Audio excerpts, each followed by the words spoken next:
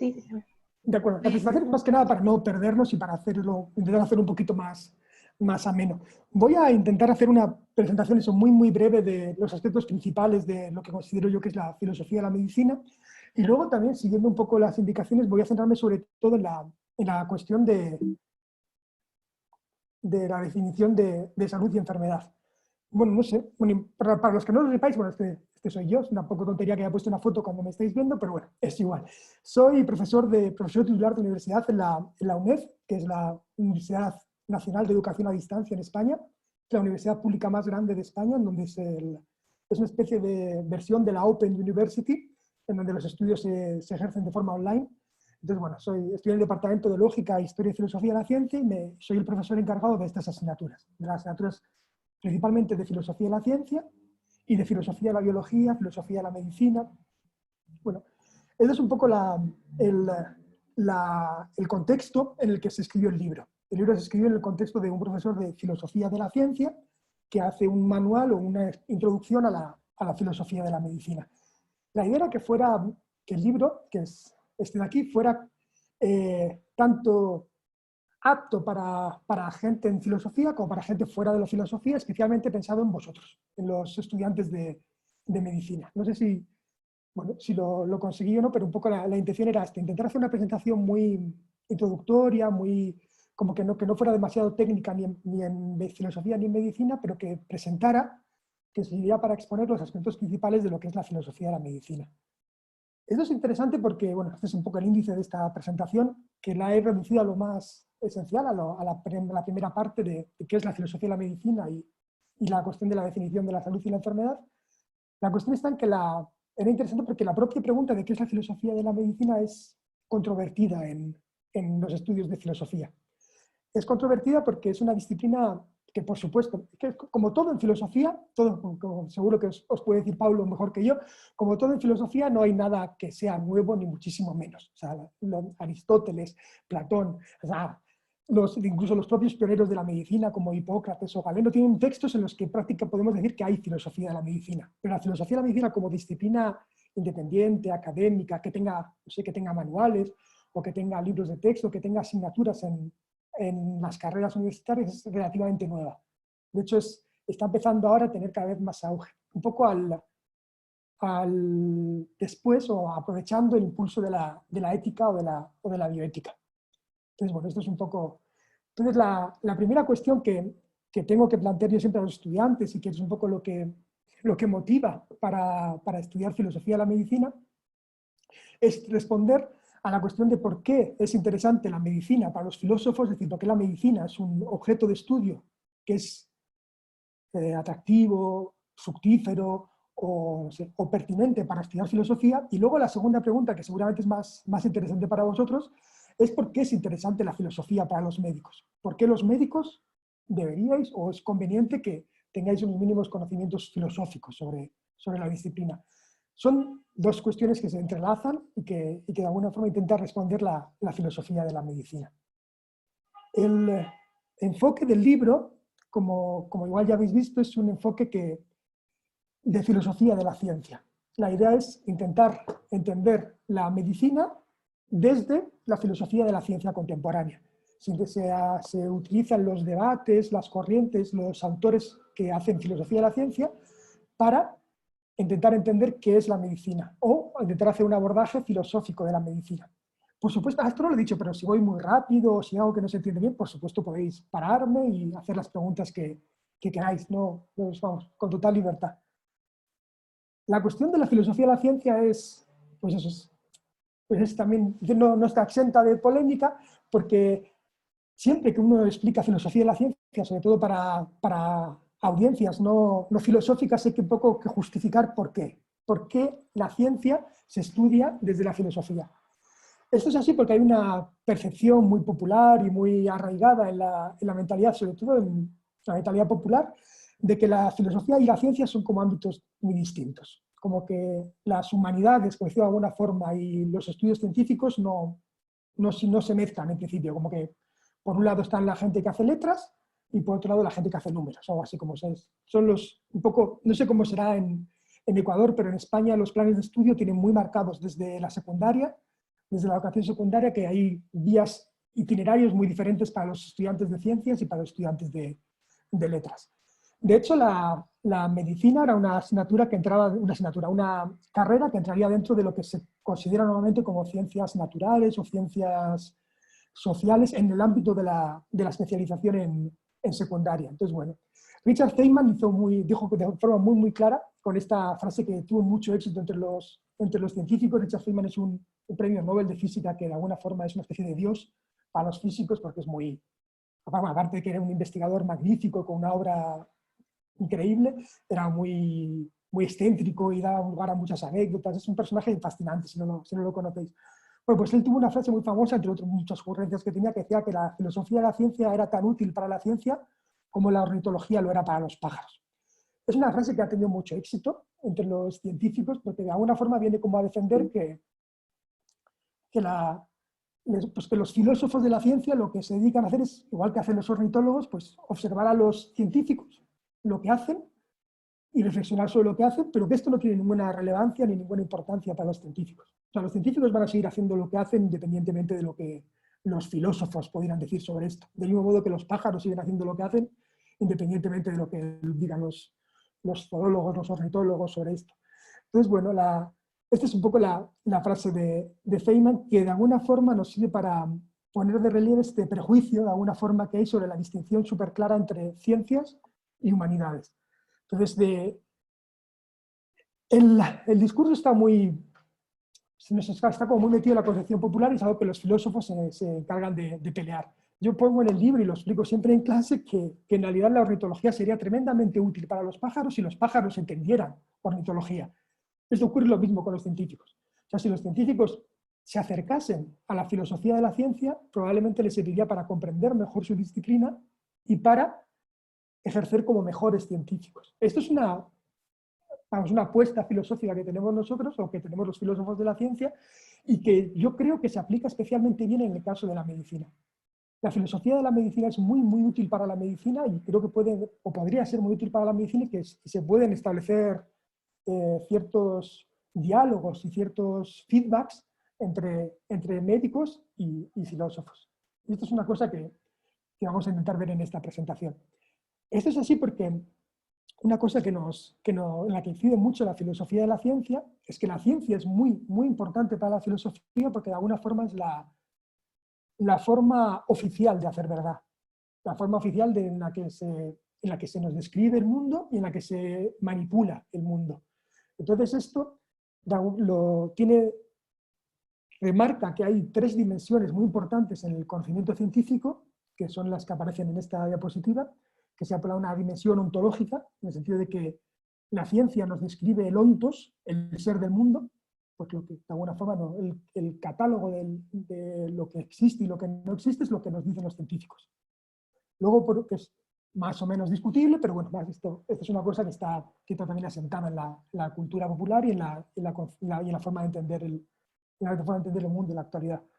Otro aspecto importante que le interesa a los filósofos es la dimensión epistemológica de la ciencia. Es decir, estudiar cómo los científicos dan este conocimiento del mundo, estudiar los métodos, las estructuras, las teorías que los científicos defienden y cómo han llegado a estas. Es decir, de alguna forma investigar cómo los científicos hacen lo que hacen. Y por último, que es la más famosa y que seguramente es que necesita menos justificaciones, que obviamente la ciencia tiene una dimensión práctica muy importante.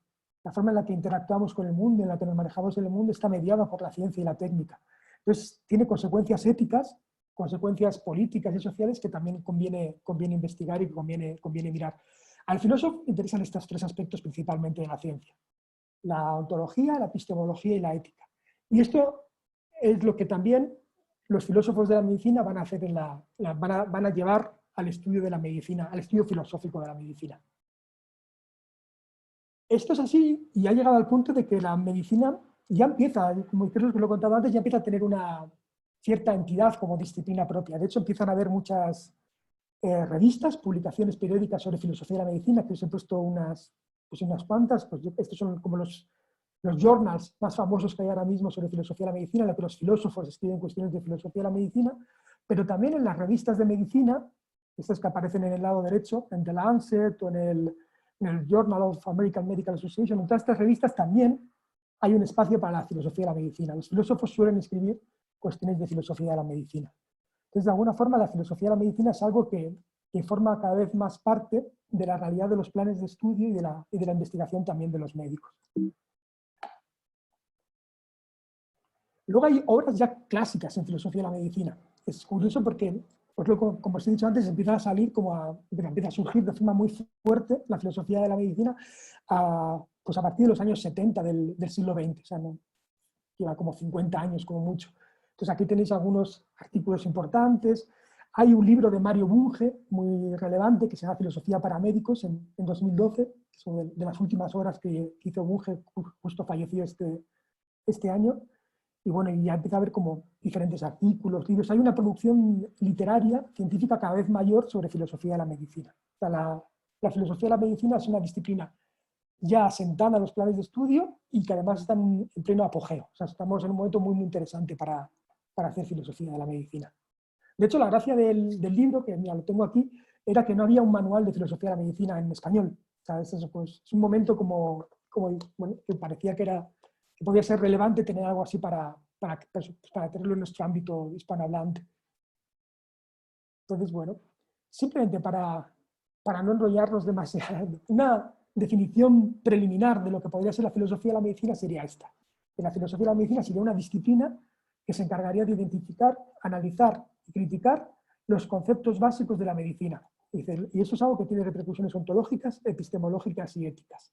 Es muy complicado, seguramente Paulo estará de acuerdo conmigo, es como muy complicado explicar a la gente qué hace un filósofo. Es difícil. Entonces, a mí, no sé, cuando tengo que explicárselo no solo a los estudiantes, sino a mi familia y a mis amigos, siempre es muy, no sé, es esquivo. Entonces, al final uno acaba siempre diciendo cosas como que en realidad la filosofía lo que hace es analizar conceptos. Bueno, es una forma de entender la filosofía, es una forma que yo defiendo de esto.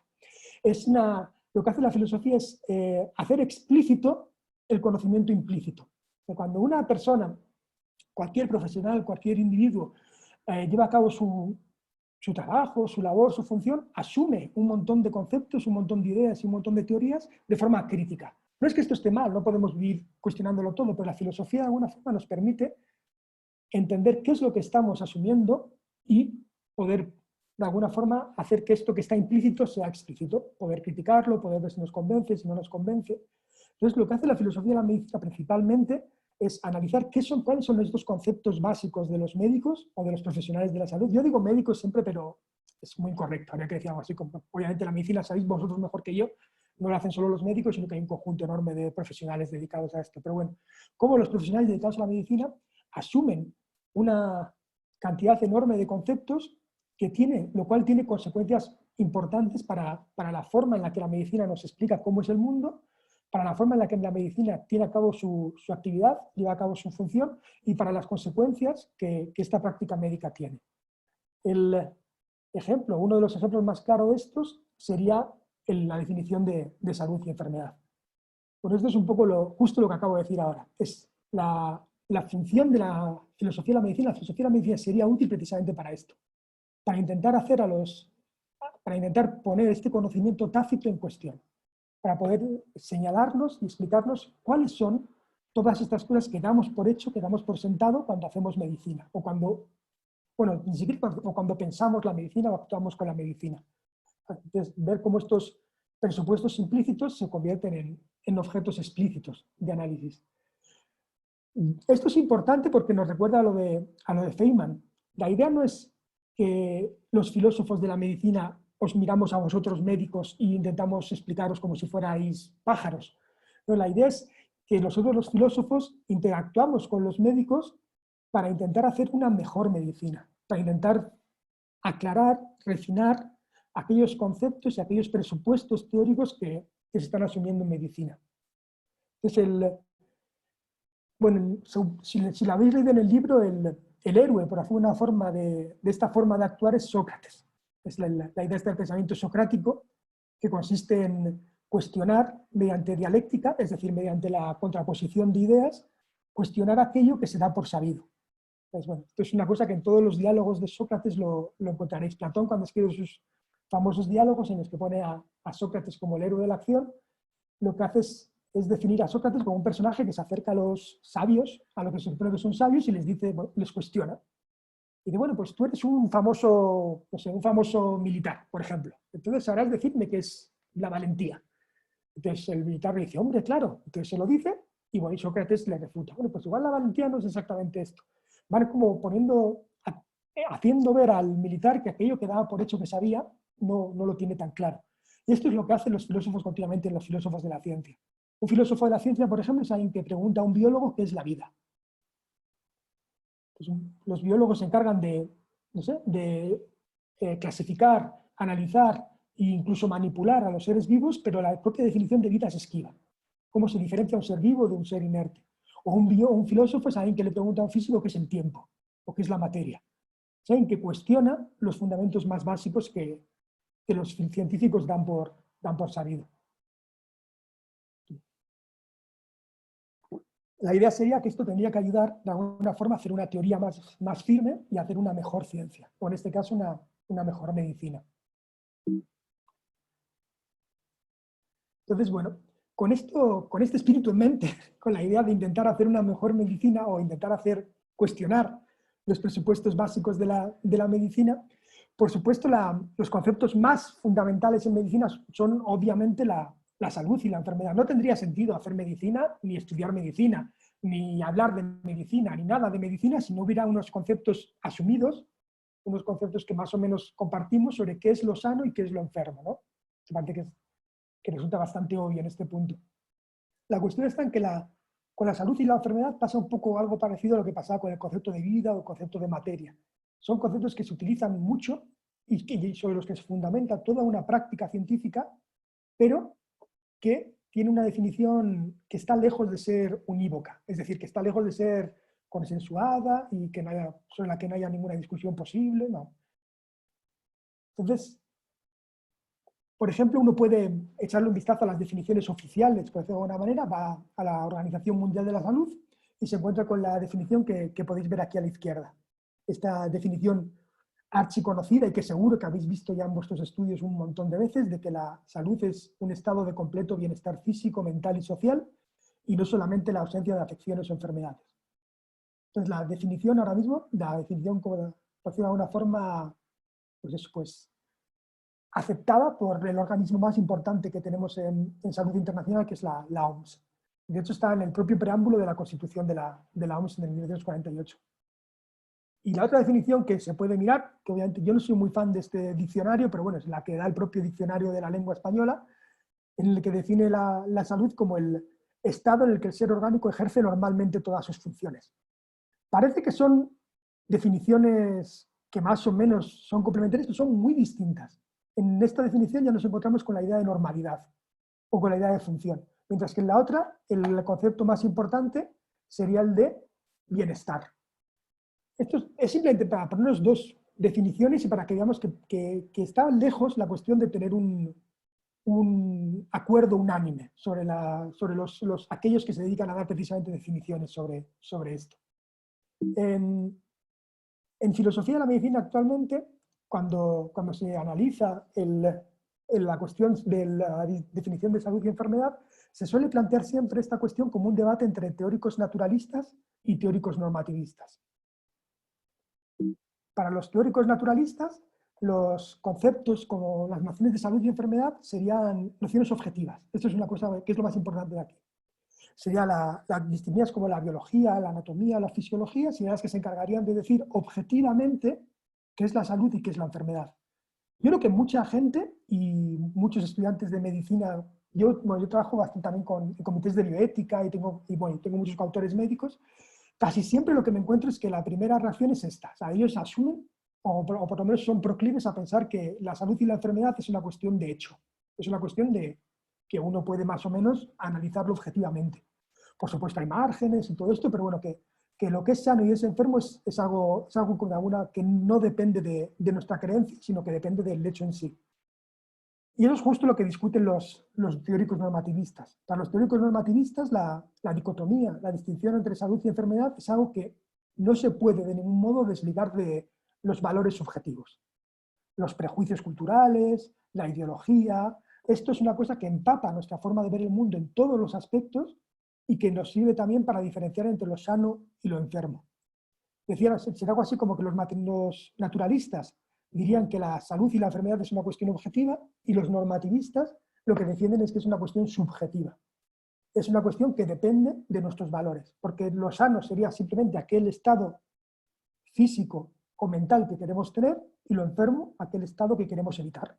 Y esto es una cosa que depende pues, del contexto, de la cultura en la que estemos, del tiempo en el que estamos. Quizá lo que consideramos para nosotros que es sano, hace 200 años no lo era. O en otra cultura distinta, en donde fuera, en un pueblo de China, es distinto. O sea, es contextual, esto es lo que dicen los normativistas. Y esa es la distinción. Y el debate se mueve en esos términos. ¿Hasta qué punto se puede distinguir de forma objetiva o no lo sano de lo enfermo? ¿Se entiende hasta aquí lo que voy comentando? Vale, fantástico. Si no, insisto en que, no sé si esto tiene alguna especie como de... Bueno, yo me fío de vuestro profesor que me indique él como moderador.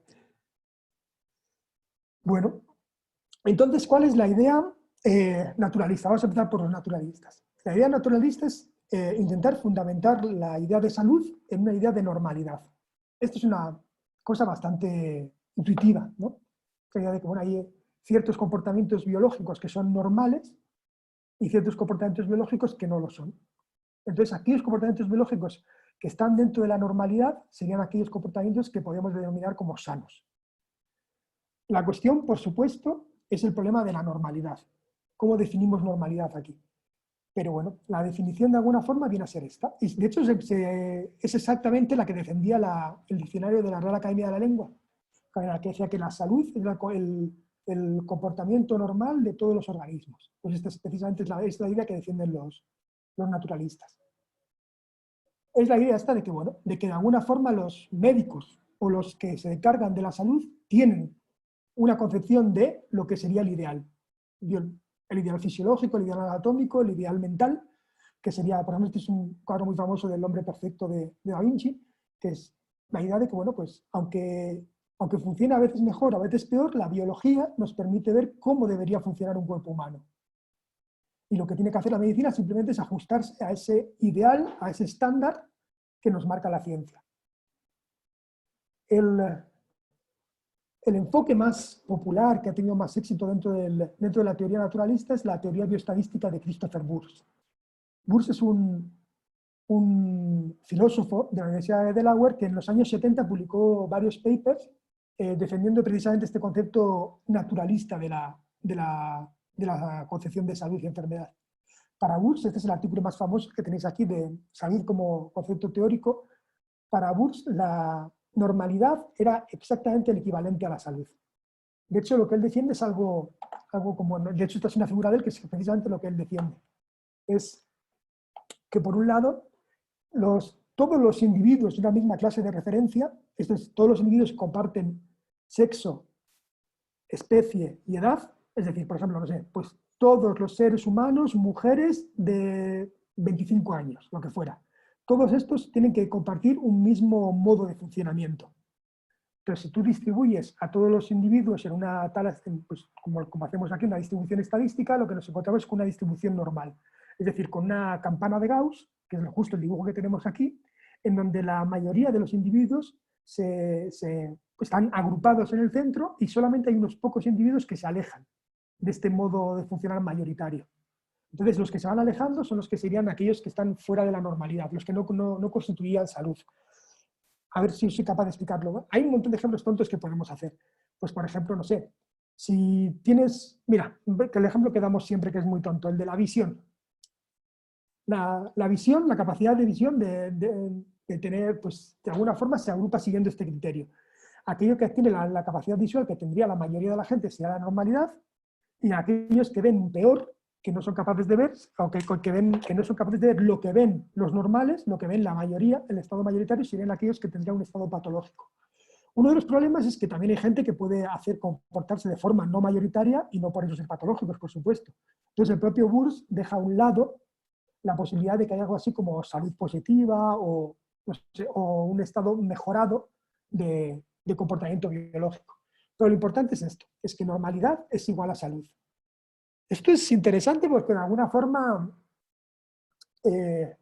lo que hace es identificar dos sentidos que tenemos para la palabra normal, que imagino que todos conocemos. Una idea es la palabra normal equivalente a una idea de normalidad puramente estadística, que es aquello que hace la mayoría de la gente. Pues no sé, lo normal es lo que sea. Lo normal es, yo no sé, estoy un poco espeso con el calor, pero bueno, algo así como que cualquier cosa normal. Lo normal sería, pues, tener estudios medios. Lo anormal sería tener estudios superiores, cosas así. O sea, simplemente no es porque una cosa sea buena y otra mala, sino porque es lo que hace la mayoría de la gente. Lo normal en los jugadores de fútbol es tener una carrera de 20 hasta los 30 años. Lo anormal es que dure hasta los 40. ¿Es malo que dure hasta los 40? No, simplemente no es normal. Yo qué sé, lo que se nos ocurra decir.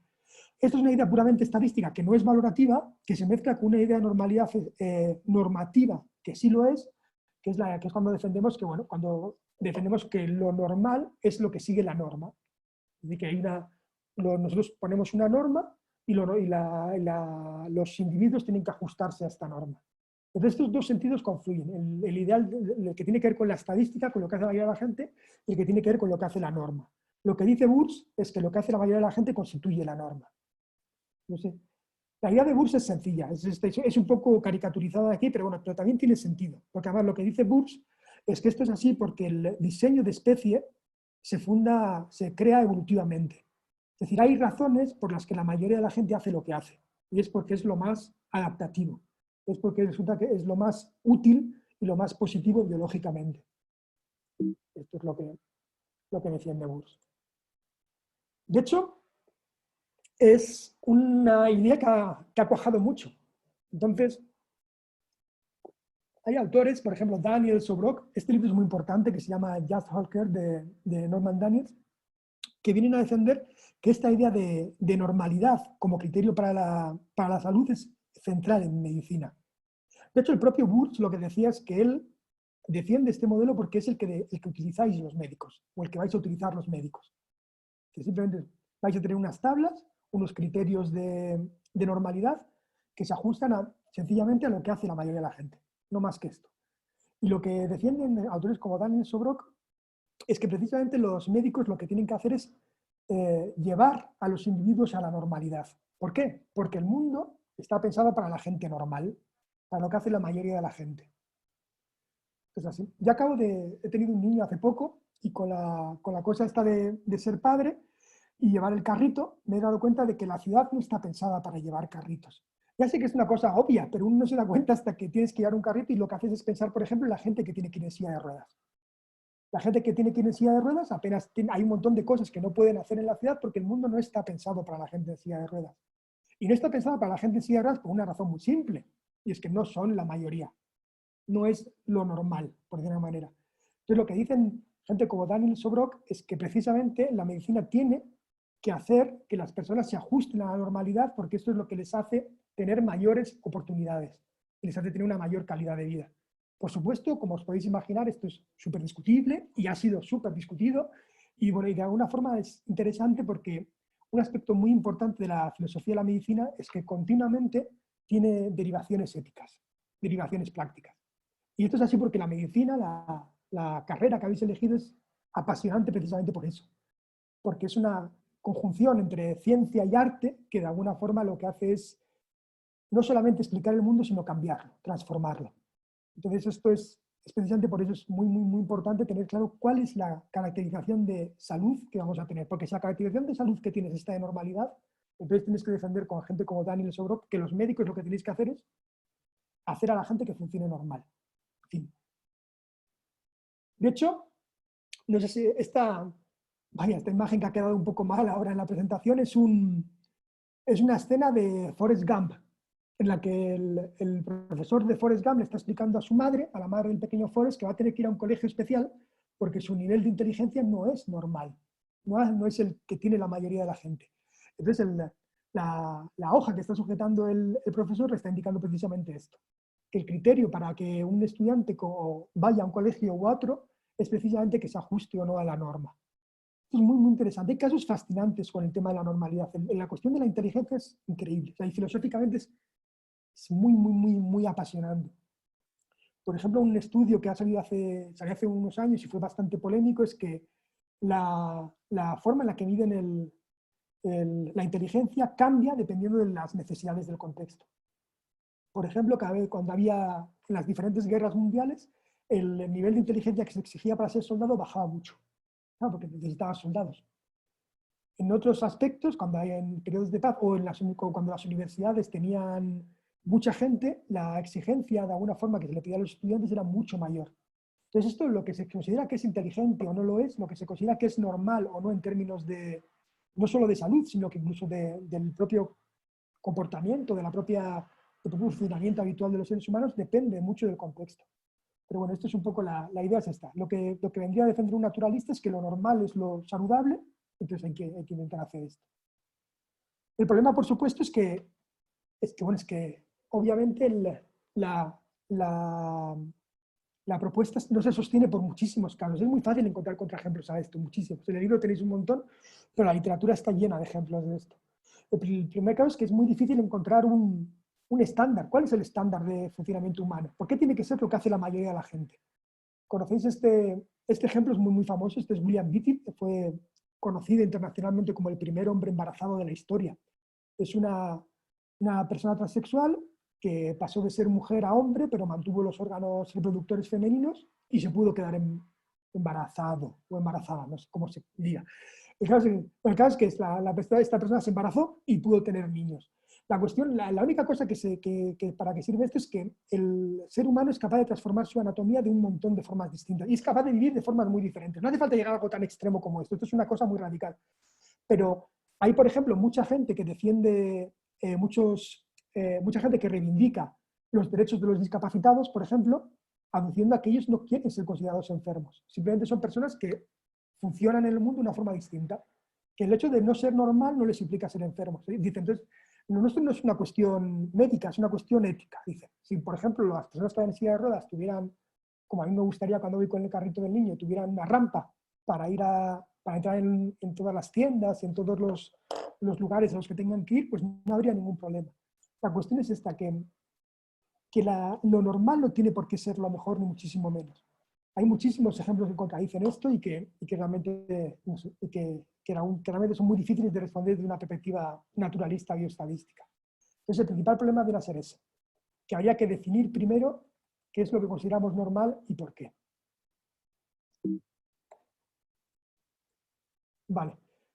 Esto nos lleva a la corriente normativista. La corriente normativista, como he dicho, es la contraria a la naturalista, y es aquella corriente que defiende que no es posible desligar, olvidar los valores culturales, ideológicos, personales, para distinguir de lo sano y lo enfermo. Y la postura normativista tiene una cosa muy buena, su favor, es que históricamente se sostiene muy bien, está muy bien caracterizada. Hay muchos ejemplos de lo que se conocerían como enfermedades sociales, enfermedades que han ido cambiando. Por ejemplo, un caso muy típico es el de la homosexualidad. La homosexualidad era una condición que figuraba en muchos textos médicos como una enfermedad y que ahora mismo ya no figura en ellos. Y que además ha ido entrando y saliendo de los manuales psiquiátricos, por ejemplo. Esto es porque, de alguna forma, que esta condición se considera una enfermedad depende mucho del contexto social e ideológico en el que nos movemos. Otro ejemplo que a mí me parece precioso y que también está en el libro es este de la petomanía. Es este tipo de enfermedades que describió un médico terrible de la Guerra de Secesión Americana, Samuel Cartwright, en el que describía diferentes enfermedades como esta, en la que los enfermos eran simplemente aquellos esclavos que tenían un deseo irrefrenable de escapar de sus amos. La drapetomanía es eso, es una enfermedad mental que está en los libros de medicina de la época, que simplemente dices, es el impulso de los esclavos de escaparse. Entonces, aparecían los manuales, tenía un tratamiento, había diferentes descripciones de casos, era tratado como una enfermedad más en aquel contexto. Y otro ejemplo que a mí me gusta mucho, que no sé cómo sería en Ecuador, pero aquí en España hay una tradición muy, muy grande de contrariar a los zurdos, que se llama. A los niños que escribían con la mano izquierda se les hacía diferentes trucos, por ejemplo, se les ataba la mano, o se les ponía un pañuelo, o alguna cosa para forzarles a escribir con la derecha. Porque se consideraba que escribir con la mano izquierda era una especie como de comportamiento incorrecto, biológicamente. Aquí, por ejemplo, hay 3 presidentes de Estados Unidos escribiendo todos con la mano izquierda. Entonces, bueno, son como casos que simplemente dependen de, o sea, son como ejemplos que sirven para demostrar que el contexto cultural determina también nuestra distinción entre lo sano y lo enfermo. Y es lo que viene a defender el normativismo, viene a defender esto, que la idea científica de normalidad es realmente una trampa, no existe la normalidad científica, es lo que dicen. La ciencia no te puede decir objetivamente qué es la salud y qué es la enfermedad, no puede, porque la propia idea de normalidad, de norma, está ligada a una base valorativa, a una base cultural, ideológica, que no es objetiva en ningún caso. ¿Se entiende esto? Por ejemplo, el teórico normativista más famoso, el más importante, es Lennart Nordenfelt, que es un profesor sueco, que su definición viene a decir que el estado de salud sería aquel en el que le permite a los individuos cumplir con sus metas vitales. Simplemente esto. O sea, obviamente una meta vital es diferente para cada individuo. O sea, si tú eres un jugador de tenis, pues tus metas vitales son diferentes de si eres un contable o un estudiante de medicina, lo que fuera. Entonces, que las diferentes metas vitales que los individuos tenemos nos marca aquello que consideramos que es o no es una enfermedad. Esto es lo que vendría a decir Nordenfelt. Pero, por supuesto, el normativismo tiene problemas también. Esto es una cosa que también, porque uno podría decir, bueno, vale, pues te compro que la distinción entre salud y enfermedad es valorativa, es cultural, depende del contexto. Te lo compro perfectamente. Pero lo que defienden los naturalistas, a su vez, lo que responden es que no podemos hacer medicina sin asumir un concepto de salud y enfermedad que sea compartido de alguna forma entre todos. Uno de los principales problemas que tenemos con esto es que si de alguna forma relativizamos la noción de salud y la noción de enfermedad, nos encontramos con lo que se llama disease mongering o tráfico de enfermedades, que es esta práctica de flexibilizar las fronteras diagnósticas de las enfermedades. Significa simplemente como estirar los criterios que tenemos para decir que algo es o no una enfermedad y hacerlo por motivos de promoción, por motivos puramente mercantilistas, para vender más medicamentos o menos. En el año 2002, una serie de periodistas y de médicos alertaron sobre esto. Alertaron de que había un montón de prácticas dudosas llevadas a cabo principalmente por industrias farmacéuticas para convertir estados que se podían considerar normales o estados que se podían considerar saludables en estados enfermos.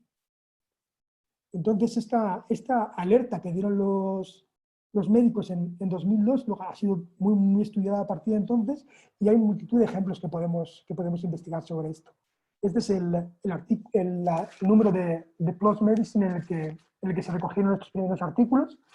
Y este libro de Lynn Payer es el pionero denunciando esta cuestión del tráfico de enfermedades. Ejemplos que podemos ver de disease mongering, para explicar un poco esto. Pues no sé, pues está desde la alopecia masculina, hay un montón de medicamentos, muchísimos, para curar a los calvos. Siempre ha habido medicamentos para curar a los calvos, pero bueno, pues lo curioso es que de alguna forma se asuma, de parte de los dermatólogos, de diferentes especialistas, que es una enfermedad. ¿Por qué? Porque hay tratamientos para esto. Esto sería un caso de disease mongering clásico. Otros muy interesantes son el de alguna forma, medicar condiciones dudosas, como este déficit de motivación, el desorden de déficit motivacional, o toda la polémica que hay con el trastorno de déficit de atención por adultos, que también hay una polémica enorme sobre la medicación y sobre el diagnóstico de esto, porque realmente hay muchos medicamentos para tratar este tipo de condiciones que están, por lo menos son dudosas médicamente, no parece claro que existan realmente estas condiciones. O bueno, uno de los ejemplos que a mí que siempre me llama mucha atención, que es el desorden de deseo sexual hipoactivo. Es este desorden que algunos psiquiatras diagnostican a las personas cuando no tienen muchas ganas de tener sexo. Por alguna razón, el 98% de los diagnosticados son mujeres, siempre. Es una cosa que tiene que ver con cuestiones también del marketing puro y duro, de dónde se vende esto y quién es precisamente quien va a comprar esto. Y por supuesto el caso de la Viagra y la disfunción eréctil, que es un caso clarísimo de disease mongering, una campaña publicitaria enorme, famosísima para vender un producto que de alguna forma lo que hacía era corregir un estado que antes se consideraba normal. No sé, que un varón de más de 60 años tenga problemas para tener una erección no se consideraba algo más que algo que no fuera precisamente normal, pero una vez que se da un medicamento para esto, la disfunción eréctil en varones adultos mayores se convierte en una enfermedad también. La idea es intentar estirar comportamientos, intentar estirar estados que se consideran que eran como normales para que se puedan medicalizar y para que entren dentro de lo que se considera como una enfermedad. Por supuesto, bueno, como lo podéis ver por los ejemplos, la disciplina en la que esto es más fructífero y se utiliza más es la psiquiatría, por supuesto. La psiquiatría, entre otras cosas, porque tiene la peculiaridad de que es un ámbito en el que es difícil encontrar una correlación con defectos somáticos.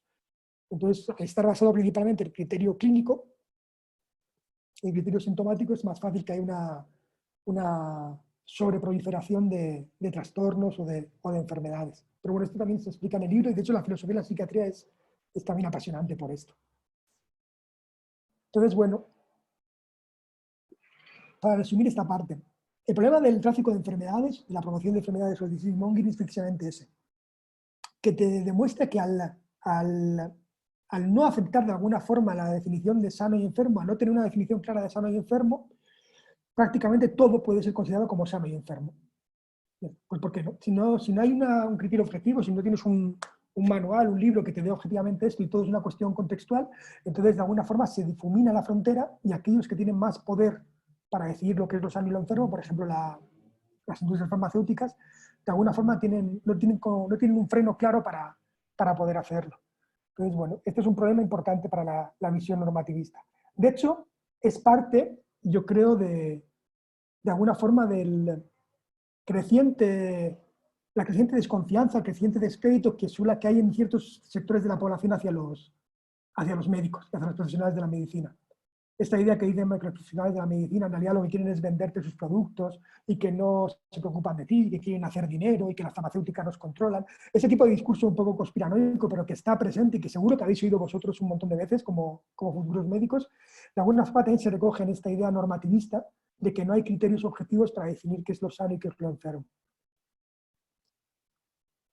Bueno, hay varios, de hecho, siguiendo pero bueno, no tanto hablar de descrédito, pero bueno, se merece como de desconfianza hacia los excesos que puede haber en una visión normativista. Han surgido diferentes libros, aquí tenéis unos cuantos que son muy interesantes, los que están arriba. Pero abajo es un artículo que escribí yo con unos compañeros de aquí de la UNED, precisamente hablando sobre disease mongering y ensayos clínicos. Pero lo que tenéis arriba son libros muy interesantes criticando y cuestionando este tráfico de enfermedades en la medicina actual. Si os interesa el tema, yo os recomiendo mucho que le deis un vistazo, porque realmente no sé, es muy, muy interesante. Y es un tema además que tiene unas repercusiones éticas y sociales indiscutibles. Y bueno, y esto simplemente serán las conclusiones de esta parte. Por supuesto, podemos discutir de lo que vosotros queráis y todo esto. La conclusión principal viene a ser esa, que como filósofos de la medicina, como profesionales o como, no sé, como lo que sea, como apasionados del análisis de los conceptos, nos interesa mucho en medicina precisamente cómo son estos conceptos básicos, esta idea de salud y de enfermedad. Porque a partir de esta idea de salud y enfermedad se desarrolla todo, se desemboca todo lo demás. Y es interesante ver que no son unívocos, o sea, que hay diferentes formas de entenderlo, que tiene una complejidad importante y que están muy lejos de poder asumirse acríticamente. Seguramente a cualquier médico que le digas, que pregunte si sabe distinguir a un sano y a un enfermo, te va a decir que sí, obviamente, si no, vaya médico. Pero es una cuestión mucho más complicada de lo que parece. Y de hecho es muy complicada porque cada definición, cada postura que uno asuma de lo que es salud y enfermedad implica unas formas diferentes de hacer medicina. Implica diferentes formas de entender a los pacientes y diferentes formas de entender lo que el propio médico tiene o debe hacer. Entonces, por ejemplo, y luego, por supuesto, cualquier postura que pongas da problemas. Una cosa que resulta un poco característica de la filosofía y a veces es un poco frustrante es que no hay nunca una respuesta única y clara, jamás. Lo que tienes es un montón de propuestas diferentes que compiten entre sí y diferentes interpretaciones de lo mismo, pero si me preguntáis, por ejemplo, si la postura adecuada es la naturalista o la normativista, pues no os lo puedo decir y no os lo va a poder decir nadie, porque es una cuestión abierta, es una cuestión de filosofía que requiere una discusión y una reflexión constante. Porque por un lado el naturalismo está muy bien, porque aún te ofrece unos criterios objetivos, unos criterios indiscutibles para distinguir lo sano de lo enfermo, pero olvida o ignora la idea de que toda nuestra caracterización de lo que es correcto, incorrecto, bueno o malo, tiene que ver con nuestros valores. Y que la distinción entre salud y enfermedad es una distinción entre estados buenos y estados malos. Es imposible desligarlo de esto. Pero por otro lado, el problema del normativismo es que es muy fácil caer en esta cuestión del disease mongering, por ejemplo, o un relativismo extremo, en el que todo vale. Bueno, pues, y esto es una cosa que resulta como muy frustrante en medicina. Imaginaos que os dijeran bueno, que lo que sea salud o enfermedad depende de lo que os parezca a vosotros, que da un poco igual. No parece que se ajuste realmente a lo que es la práctica médica.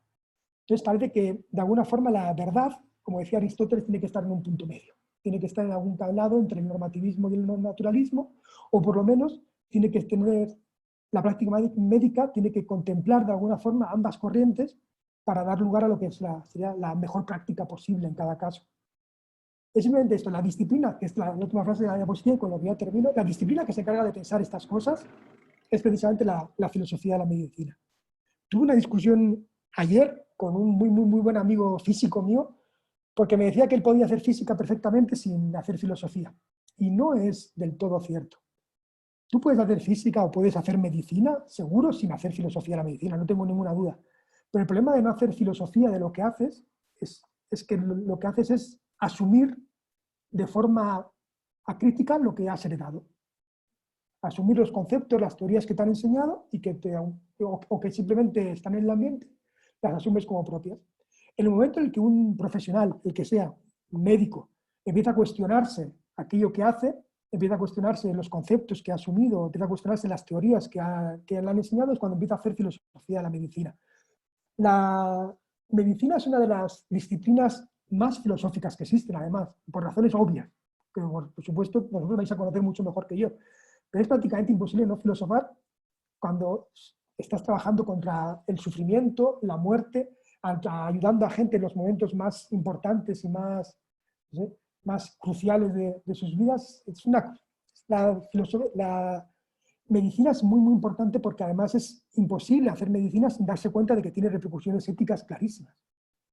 De que aquello que hace un médico es algo que influye de forma muy directa en el bienestar y en la felicidad de las personas. Entonces, bueno, la filosofía de la medicina lo que hace es dar un pasito más en esto.